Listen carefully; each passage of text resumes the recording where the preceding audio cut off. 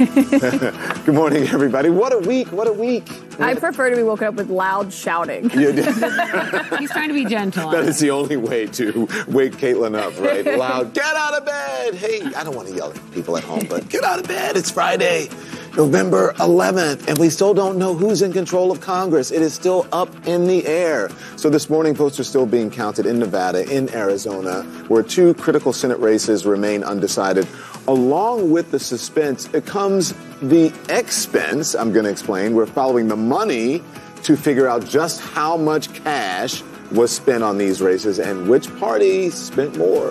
That's right. We also have new CNN reporting on Donald Trump's expected announcement that he is running again.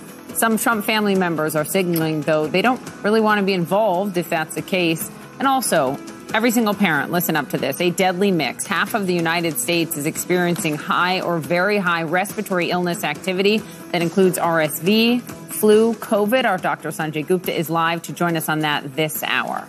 But first, it is still Election Day and some. John Berman is here to break down the key races. It is still undecided at this hour who is going to control Congress.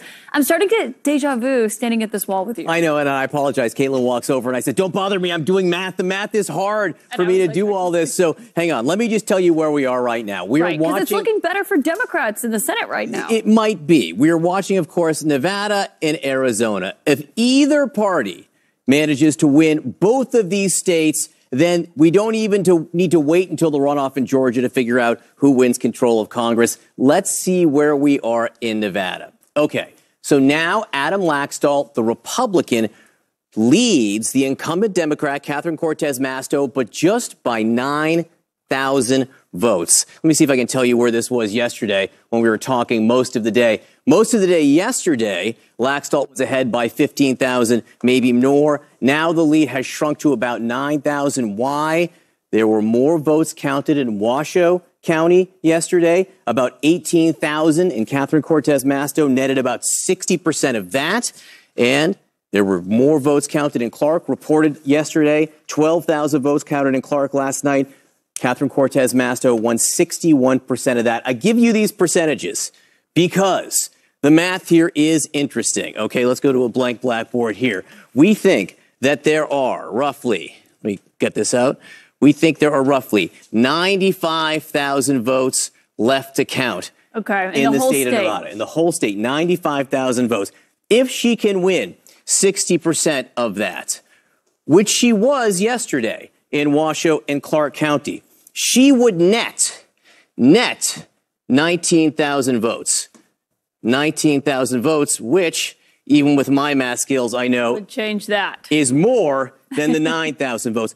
Now, I don't know that this will happen. I just want to give you directionally what could happen if the margins stay the same. We know there's 50,000 votes left to count in Clark County. What we don't know is if she will be able to maintain that type of margin there.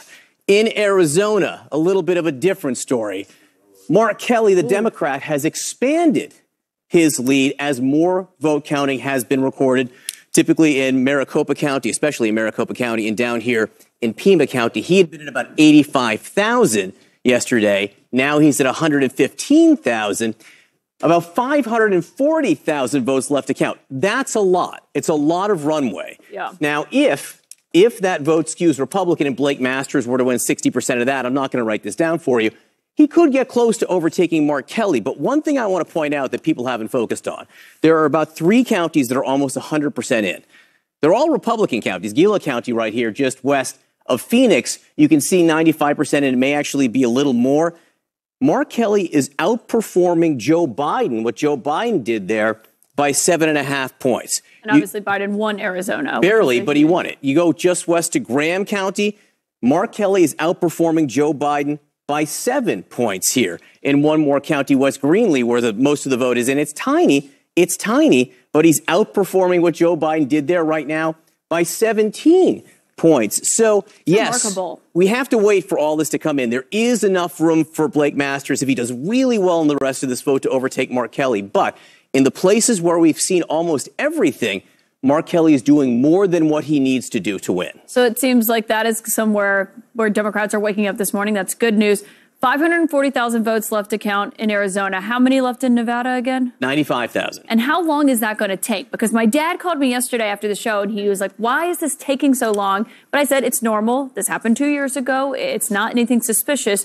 But he wanted to know how long it's going to take. Different reasons in different states. In Nevada, the law says that any ballot postmarked by Election Day can be received until actually tomorrow, and they will be counted. Okay. So they're just waiting for all those to come in as they continue to process. Arizona, it just takes some time. They get the votes in. They match the signatures with the things on file. They were slow 2 years ago. They're slow this time. But Arizona, no one had a problem with Arizona doing this until about 2 years ago when people called results into question. This is just how Arizona's done it for some time. Right, so it's normal. And it's going to take a while. It could take another week to find out in Arizona. Okay, well, we'll order you some breakfast. Yeah, what do you want? Appreciate it. John Berman, thank you. Berman's good at math, and he's Magic Berman at the Magic Wall.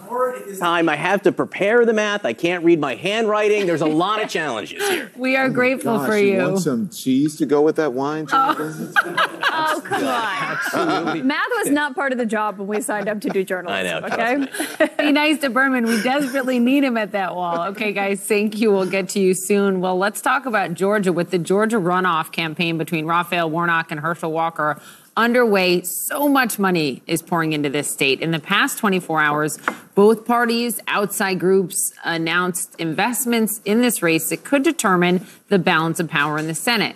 Staggering amounts of money were spent in other battleground states as well. Some Republicans are now questioning, though, whether it was enough.